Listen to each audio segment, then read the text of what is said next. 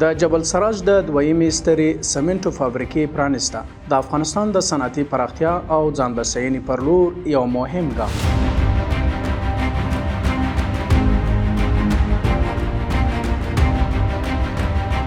د پروان ولایت په جبل سراج کې د دویمې سترې سمنټو فابریکې د جوړولو د عملي چارو پرانیسته د هیواد له مهمو اقتصادي پیښو څخه ګڼل کیږي.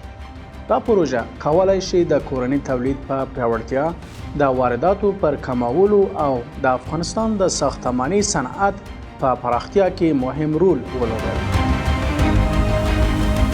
د ورود څېړنیزې او نشراتي ادارې په دې خپرونه کې د جبل سراج د دویمې سمنټو فابریکې د پرانیستې پر اهمیت رڼا اچولې ده. د اقتصادي چارو د پوهانو په باور دا پروژه د هیواد د پراختیا او اقتصادي ودې پیغام په داسې فضا کې وړاندې کوي چې سراسري امنیت پکې ټینګ شوی دی.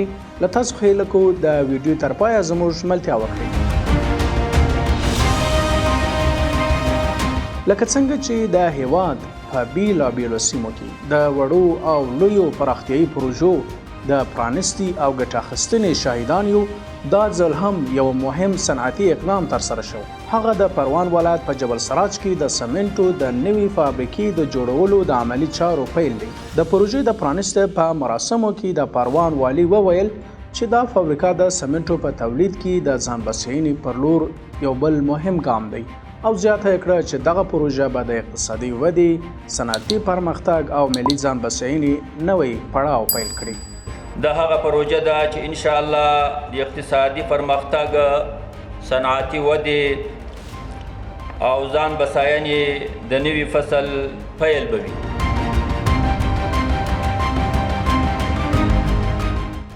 د هغه په وینا دا پروژه یوازې یو صنعتي پانګونه نه، بلکې د هیواد د اقتصادي بدلون یوه مهمه برخه ده. د قانون او پټرولیم وزیر هم اعلان وکړ چې د نویو فابریکو په فعالیدو سره به په افغانستان کې د سمنټو د تولیدي فابریکو شمیر 9 ته ورسیږي او د هیواد د تولید ظرفیت به هره ورځ شاوخوا 10,000 ټنو ته لوړ شي.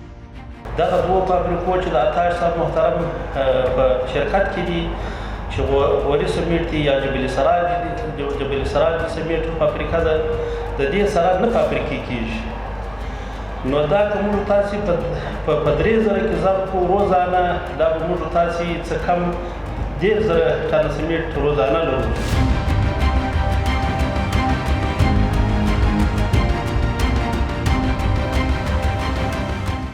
نوموړي زیاته کړه چې افغانستان د سمنټو ترڅنګ د ګلسیخ او ګاډر په تولید کې هم د ځان بسیاینې پړاو ته رسېدلی دی.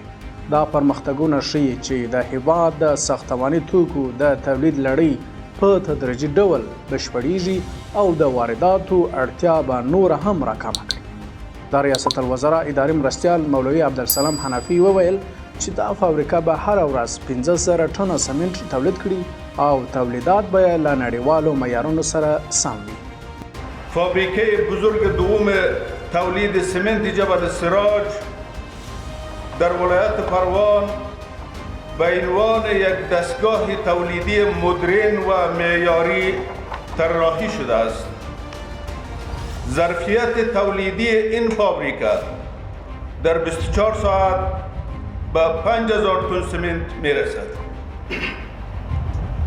که میتواند بخش بزرگ نیازمندی سمنت کشور را تأمین نماید.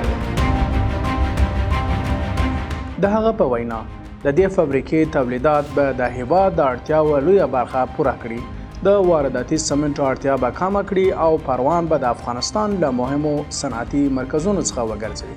په همدې پروګرام کې د ریاست الوزرا اقتصادي مرستیال افغانستان د طبیعي زیرمو، بشري ځواک او مناسب جغرافیایي موقعیت لرونکي هیواد وباله او د جبل سراج پروژه د اقتصادي ودې، صنعتي پراختیا او ځان بسیاینې پر لور مهم ګام یاد کړ. دا پروژه یوازې د یوې فابریکې بنسټ نه دی، بلکې د افغانستان د صنعتي ودې، اقتصادي خپلواکي، د کورني تولید د پیاوړتیا او د هیواد د راتلونکي سوکالۍ لپاره یو ستر ګام دی. هغه ټینګار وکړ چې اسلامي امارت د پانګونې له ټولو برخو ملاتړ کوي او د امنیت د ټینګښت، اداري فساد د مخنیوي او د پانګونې لپاره د اسانتیاو په برابرولو سره خصوصي سکتور ته مناسب شرایط رامنځته کړي. په ټوله کې د چارواکو څرګندونې ښیي چې د دې پروژې موخه یوازې د سمنټو د تولید زیاتوالی نه دی، بلکې د تولید محور اقتصاد بنسټ ایښودل، د کورنیو صنعتونو پیاوړی کول، د پانګونې راجلبول، د کاري فرصتونو رامنځته کول او اقتصادي ځان بسیاینې ته رسیدل هم د دې پروژې اساسي اهداف دي. که دغه موخې د نورو بنسټیزو صنعتونو له پراختیا او د خصوصي سکتور له دوامدار ملاتړ سره یوځای عملي شي، د جبل سراج دویمه سمنټو فابریکه به د افغانستان د صنعتي کېدو، اقتصادي ودې او پر بهرنیو وارداتو د تکیې د کمولو په بهیر کې یوه اغېزناکه او ستراتیژیکه پروژه وګرځي. له تاسو څخه مننه چې تر پایه مو زموږ ملتیا وکړه. د نورو تازه تحلیلونو او راپورونو لپاره د عروج یوټیوب چینل سبسکرایب کړئ.